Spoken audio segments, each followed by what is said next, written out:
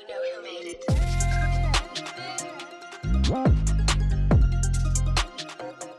Hello, everybody, and welcome to the See Me, Be Me podcast. My name is Niall Henry. And my name is Blair Henry.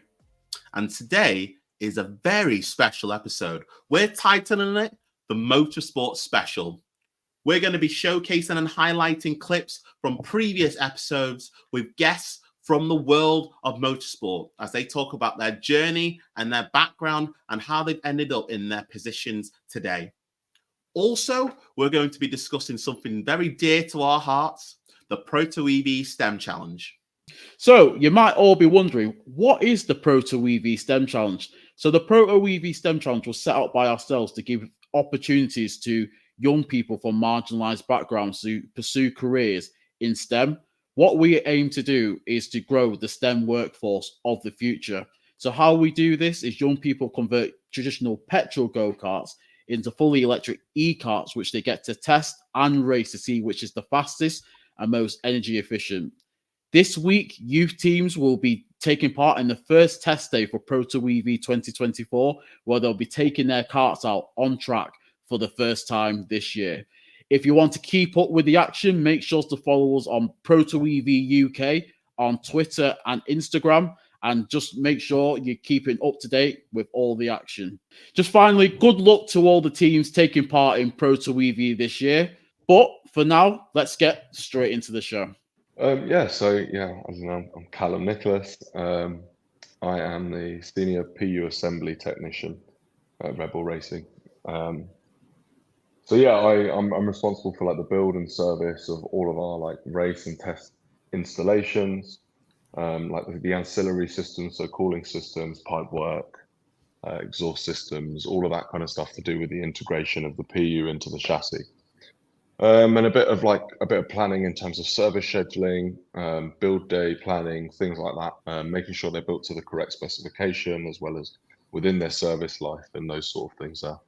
I've been doing that now. Well, I've been in the F1 paddock now for about 11 years. I've been a Rebel for the best part of 9 years. And that's me. As you were like building yourself up, like from the grassroots in the world of motorsport, did you have like any like role models that were just pushing you, that extra bit further?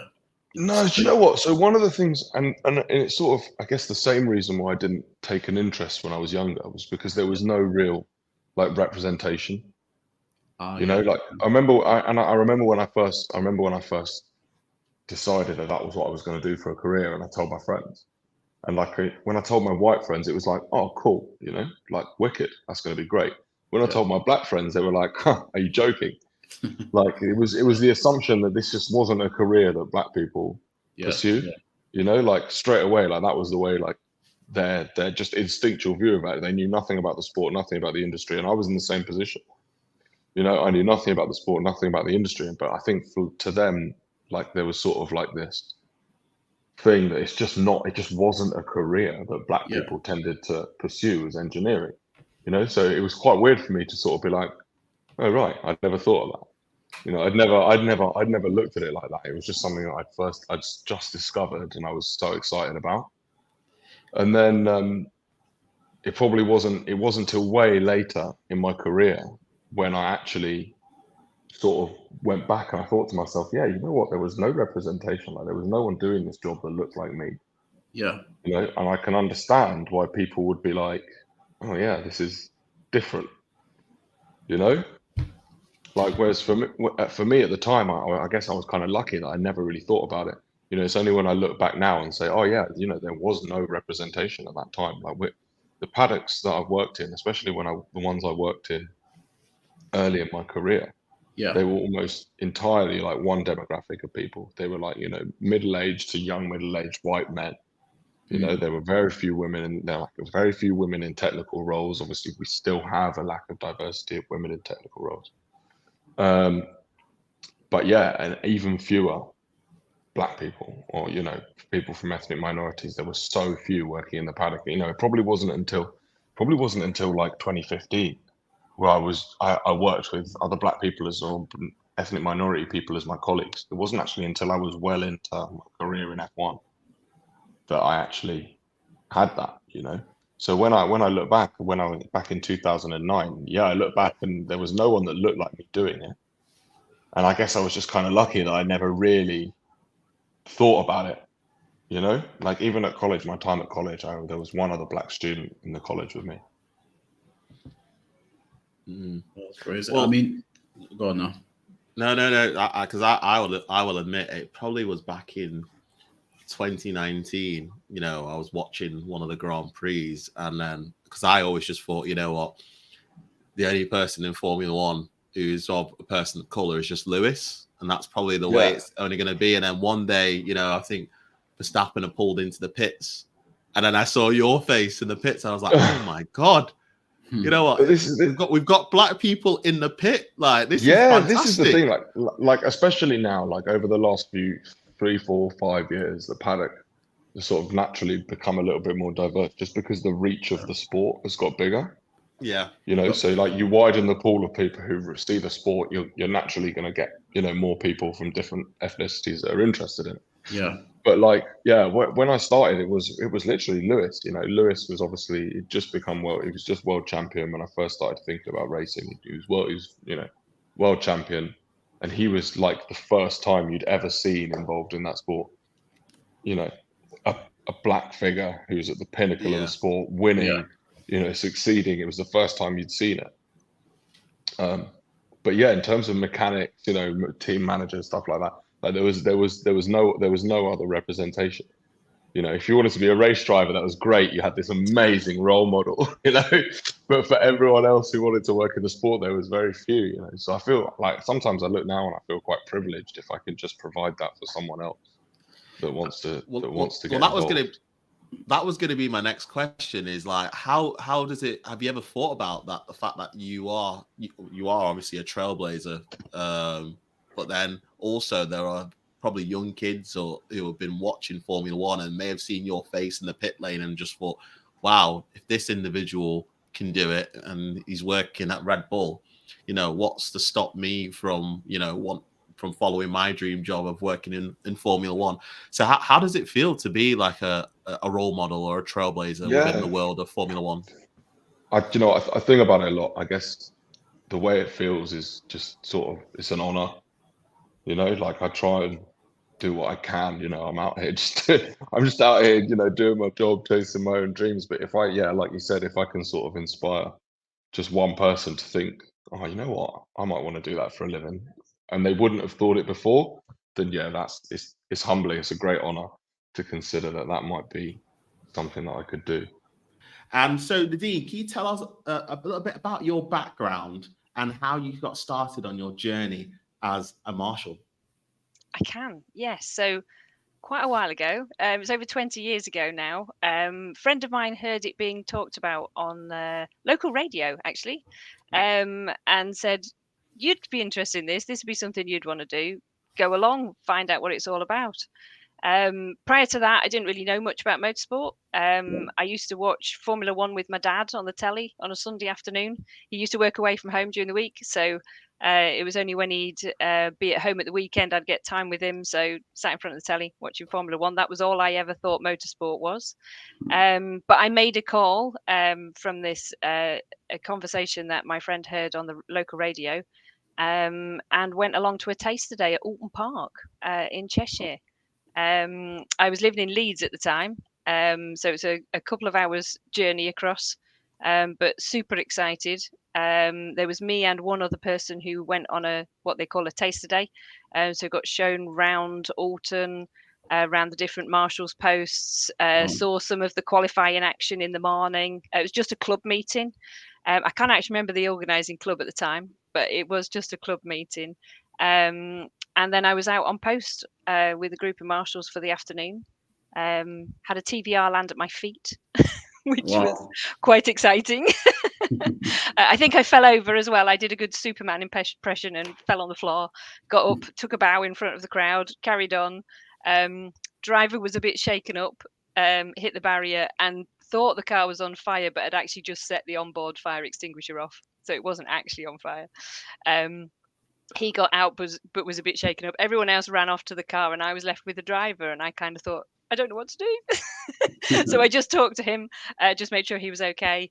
And I thought, this is great. Can I come back and do it again? So yeah, that was it. Me, 26 years ago now. A newbie on the bank, but loving it ever since.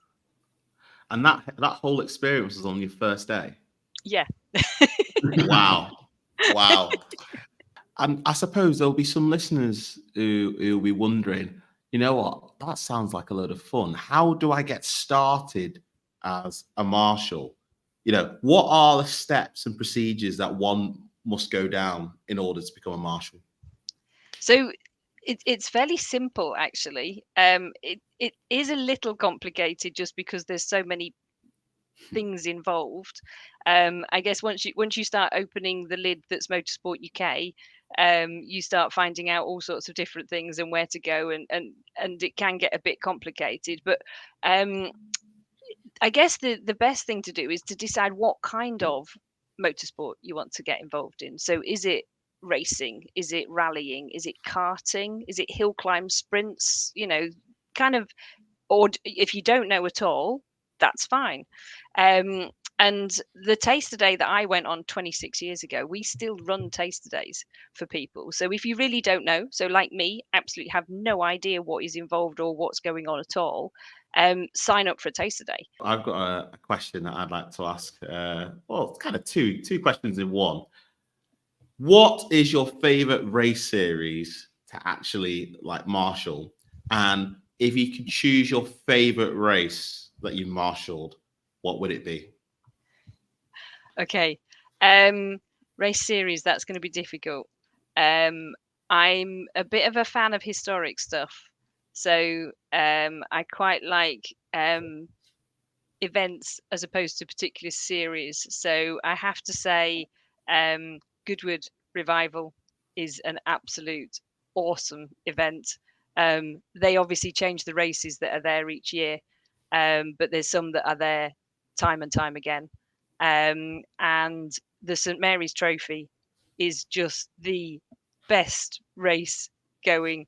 It's for those who don't know, the St Mary's Trophy is a split race. We have part 1, part 2. Part 1 is normally for current or very experienced professional drivers, and part 2 is normally the owners of the car. So you could have people like Gordon Shedden, Matt Neal, Tom Christensen driving around in 1950s, 1960s cars, and having an absolute whale of a time, and being so competitive. It's just a phenomenon. It's for 25 minutes, but it's just fantastic that they just go hammer and tongs in these cars that were built for racing, but probably not in the way that they race them. and then they hand them back to the owners, who then race them again on day 2. So I have to say that that's kind of like I do love the old cars, and that event, Goodwood Revival, if people have not been or not seen it on the television, it is just a completely different event to anything you could ever imagine, but is superb, and the racing is always fantastic. Do you know what? I've not been to Goodwood, but I have watched it plenty of times on the television, and the noise you hear from the TV, it's fantastic. But it's never the same when you actually hear it in person, because I remember when I went to my first Formula One race, this was probably about 2010 or 2011, when they used to have the old V8 engines. Yes. And they were so noisy, but so beautiful at the same time, to the point where loads of people are putting their fingers in the ears, and you know, you're almost like, I'm going to go deaf if I hear any more of this. But it's still so beautiful. Whereas now today, there's still a little bit of noise, so it's not the same. It's not the same. But I'll have to pop that. You know, I'll pop down to the Goodwood next year and see the classics. Sort out an outfit, because you've got to fit in, you've got to dress up. But yeah, no, it's a fantastic event, it really is. My name's Carol Glenn. I am a licensed official with Motorsport UK and also the founder for Next Racing Generation. I got involved in motorsport as a volunteer over 30 years ago now. So yes, I'm only 35 now. Yes, it's a journey that I didn't even realise I was on until now. Started off as a marshal, where I was dressed in orange overalls, and if anybody's watched Motorsport, you see the marshals pushing cars, sweeping the track, rescuing drivers.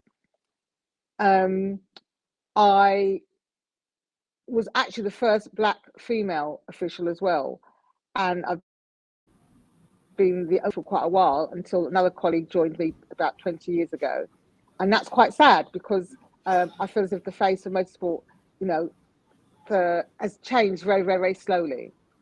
And how did it feel at the time once you decided this was the avenue I wanted to go and I wanted to get involved with being a marshal? And you just said you were the first black female, and I imagine you're probably of a handful, maybe you count one hand amount of females who were involved in marshalling at that point. How did it feel to be, a woman in a male-dominated environment?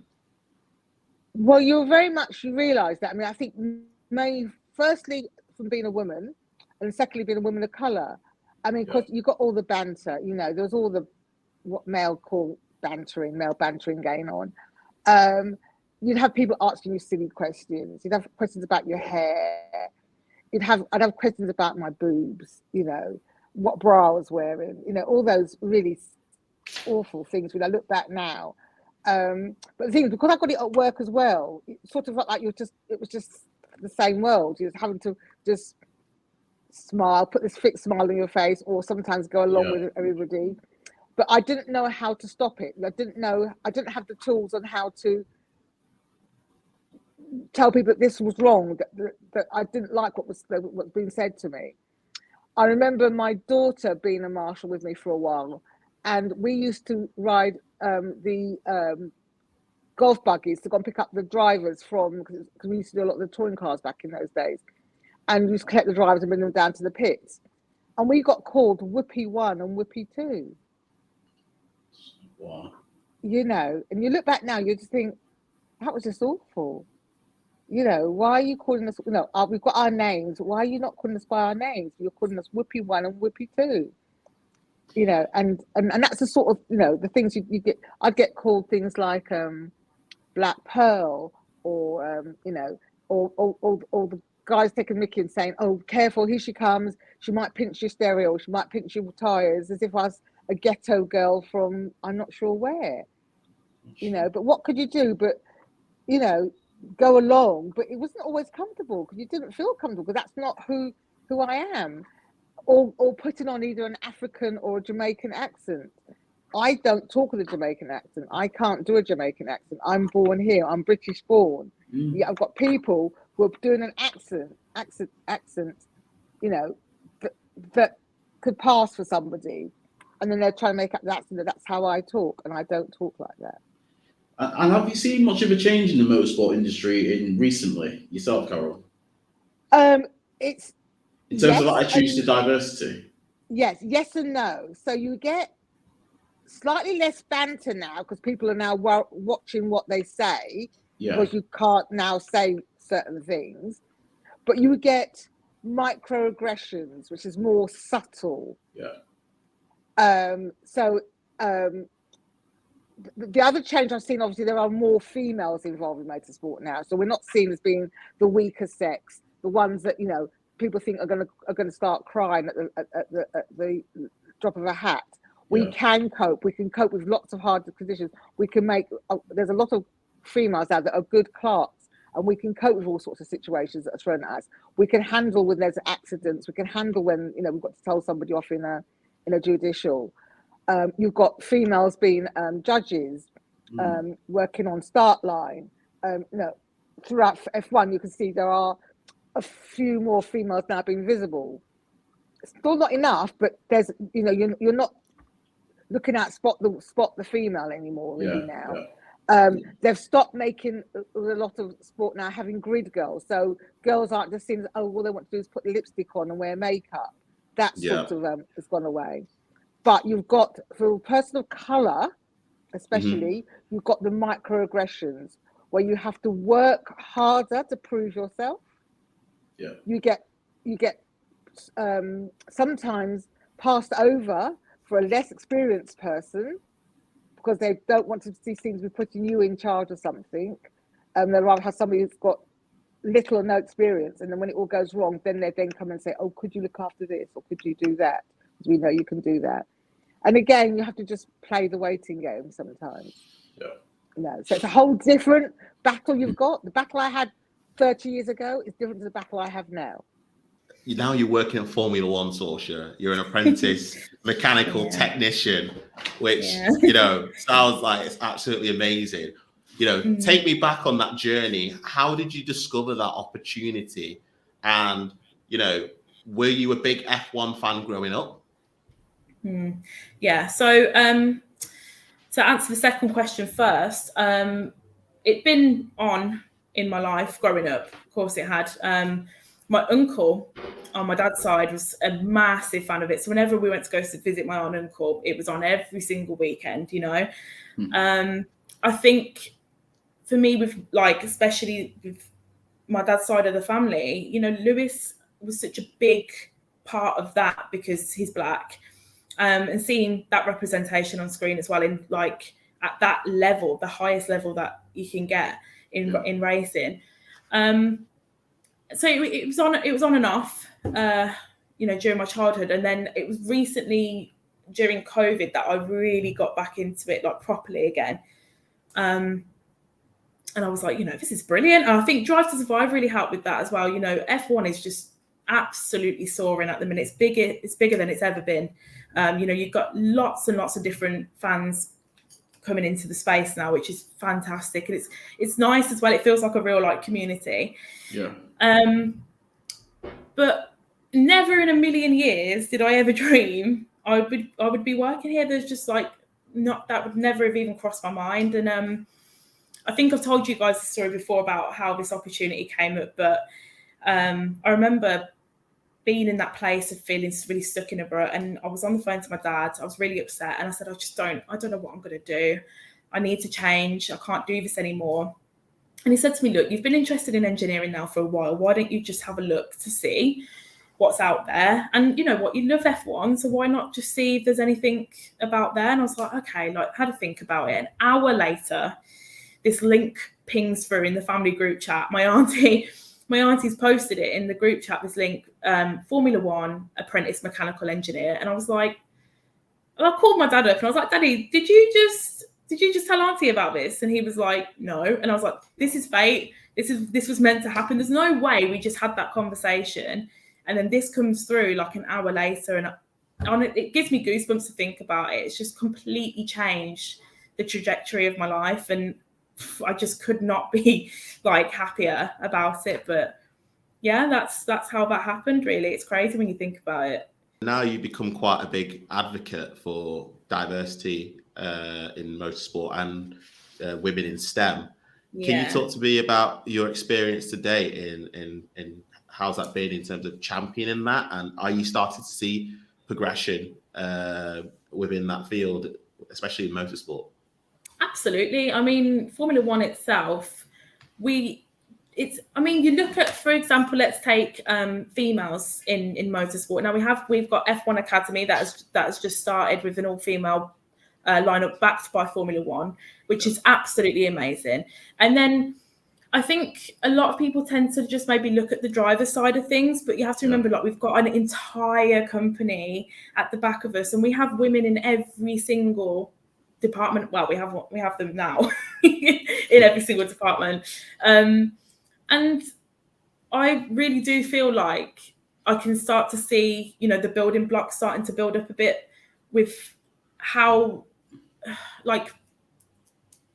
what they want to gain from this, and that is really making sure that they have diversity in their company. And it's good to see. It makes me proud as well, because I'm part of that.